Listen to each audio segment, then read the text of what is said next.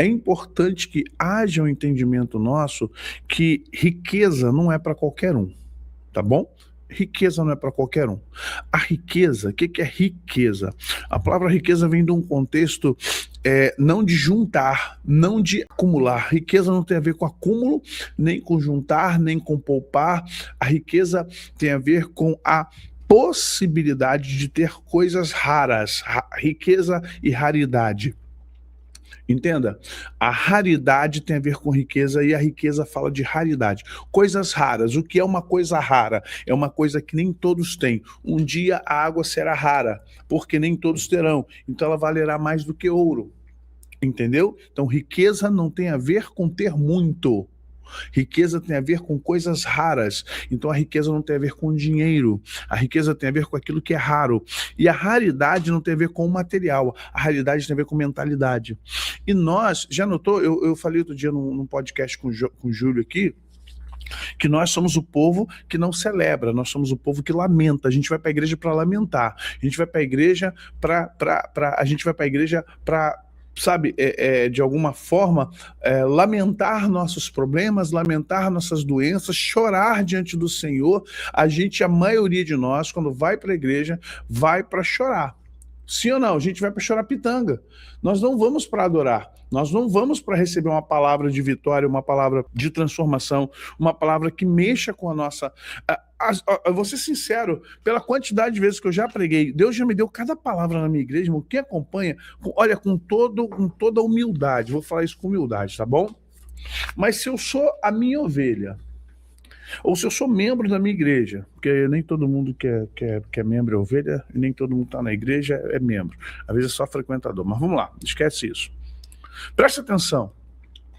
Pela quantidade de mensagens que Deus já me deu de palavra revelada e rema, era para muita gente na minha igreja estar mudando de vida. E muitos não conseguem mudar. Mas por que não conseguem mudar? Porque a mentalidade bloqueia a percepção, a consequência de trazer sabedoria.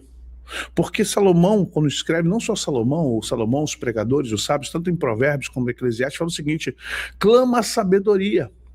Busque a sabedoria porque ela é mais rara, ela é mais preciosa que o ouro. Então a gente tem que entender que nós queremos que Deus nos dê dinheiro, que Deus pague os nossos boletos, que Deus cure o nosso corpo, que Deus nos dê uma casa própria, porque a casa onde moramos é alugada, que o bairro é ruim, que o meu carro só sabe estragar. Mas presta atenção, não é sobre Deus te dar um carro novo, nunca foi. Não é sobre Deus trocar você de casa de apartamento, tirar você do apartamento pequeno e te dar uma casa grande. Não é sobre Deus, sabe, gerar sobre você um dinheiro no banco. Não é sobre isso. A vida não é dinheiro, não é comida e nem bebida. Paulo já fala sobre isso. O reino de Deus não é feito nem de comida nem bebida. Não é isso? Então o que é? Sobre o quê? É a forma como você pensa, vê, reage ao mundo.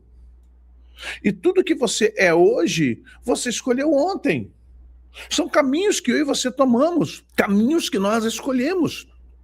A Bíblia fala caminhos que ao homem parece ser bom, mas seu fim não é o melhor. O coração do homem pode fazer planos, mas a resposta certa vem dos lábios do Senhor. E nós não sabemos escolher, nós não sabemos lidar com decisões, porque, infelizmente, nós não fomos forjados, talhados para decisões. Nós fomos forjados e talhados, principalmente nós, terceiro mundo, e desculpa eu falar dessa forma, nós suburbanos, nós que viemos de família humilde, nós que, eu falo de mim, mas que não sou isso, graças a Deus, porque mudei meu padrão de pensamento há muitos anos. Sabe, o que acontece conosco, que vem de periferia, família do interior, que vem de gente mais humilde, de salário, mais do que um salário mínimo, mas não é aquele salário para ficar gastando. E o que acontece conosco? Nós criamos um padrão de pensamento, de visualização de vida, e mesmo tendo a coisa mais poderosa do mundo, que é o Espírito Santo, mesmo tendo a maior bússola do mundo, que é a palavra de Deus, e mesmo tendo o pai mais rico, mais poderoso do mundo, nós não conseguimos sair de padrões. E aí vamos entender isso. A gente está aqui porque escolhemos estar aqui.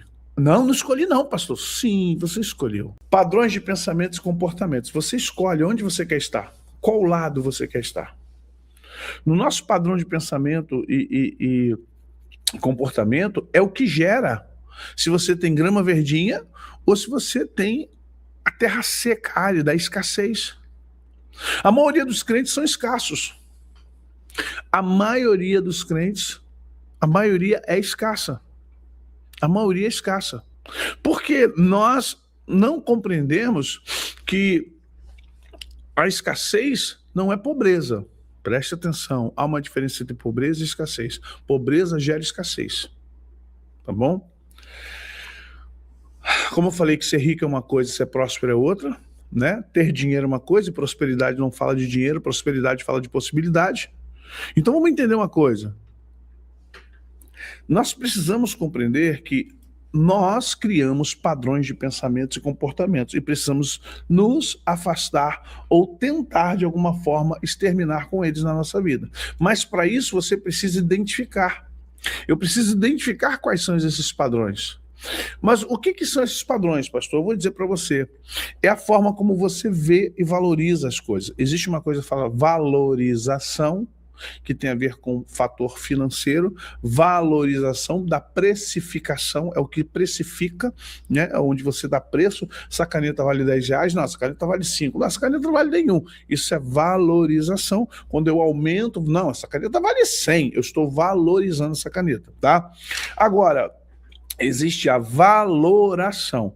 A valoração é aquilo que vale para mim, independente do que vale para o mercado.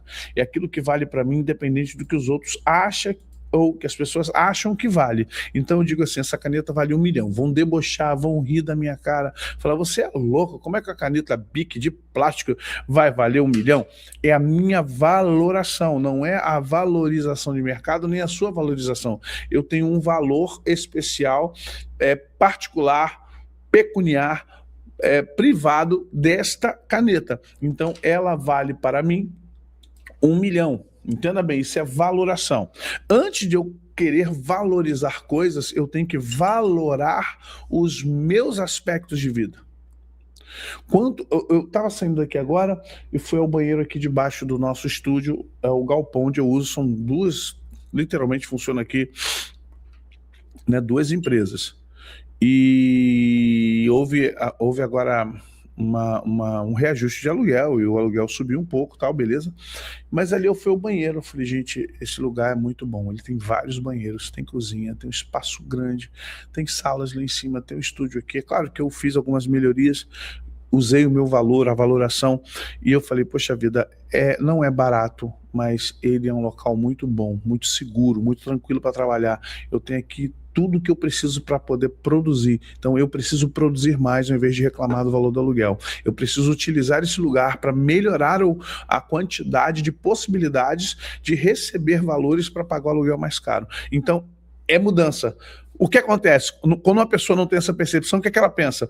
É muito caro, esse dono desse imóvel é um ranzinza, o dono desse imóvel, pô, pra que quer cobrar isso tudo? E não sei o que, aí eu vou começar a reclamar, tudo muito caro, não vou ficar nesse galpão não, esse galpão é muito caro, tá, é louco. Olha, preste atenção, olha o meu pensamento, quando eu fui lá, o banheiro limpinho, tá arrumado, a cozinha ali, que nós fizemos, eu falei, Deus, não é que o aluguel tá caro, eu preciso explorar melhor esse lugar. Vocês estão entendendo isso? Eu preciso explorar melhor esse lugar para ter maiores possibilidades, melhorar os ganhos que nós temos aqui, para que aquilo que eu pago do aluguel seja até abaixo do que nós estamos recebendo. Então, ao invés de eu reclamar que o aluguel está muito caro, eu preciso entender que as minhas possibilidades de ganhos precisam aumentar. E isso começa justamente quando eu decido que preciso melhorar minha vida. Aí é que está o problema, são padrões. Quais são os padrões? Medo, preconceito, religiosidade e permissões. Todos nós temos medo. Você sabia que tem gente que tem medo de ganhar dinheiro? Há pessoas que possuem medo de ganhar dinheiro. Porque desde criança, a mãe ou o pai trouxeram o entendimento, ou a família era muito escassa, ou a família era muito religiosa, e a pessoa diz assim, não, se você ganhar muito dinheiro, você pode ficar na miséria. Quem ri muito, uma hora vai chorar. Cuidado, hein? Segura, porque quem come muito, depois não tem mais. Sabe, esse tipo de pensamento que você pega de criança. Para de comer, menina, amanhã a gente vai precisar de mais. Por quê? A escassez estava no seu pai e na sua mãe. A escassez da sua família talvez seja de gerações.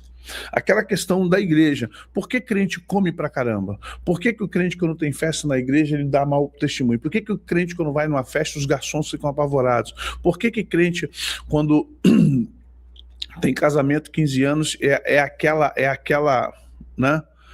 É aquela misericórdia, né? Todo mundo brinca, zoa isso, mas é verdade. O crente, como se fosse Jesus, vai, ó, coma, porque Jesus está voltando daqui a pouco. Eu bem ouvi, Miguel tá preparando a trombeta aí, irmão. Prepara, come essa coxinha, come esse bolinho de queijo, vai ter jantinha? Coma 2, 3 pratos, que eu tô sentindo que Jesus vai voltar. E os irmãos fazem o quê? Blau! Come, que é uma maravilha. O que acontece? Leva bolo, põe no saquinho, joga dentro da bolsa. Gente, o que é isso? Escassez. Isso é escassez. Isso é simplesmente um comportamento de pessoas escassas. Pessoas escassas, elas fazem isso.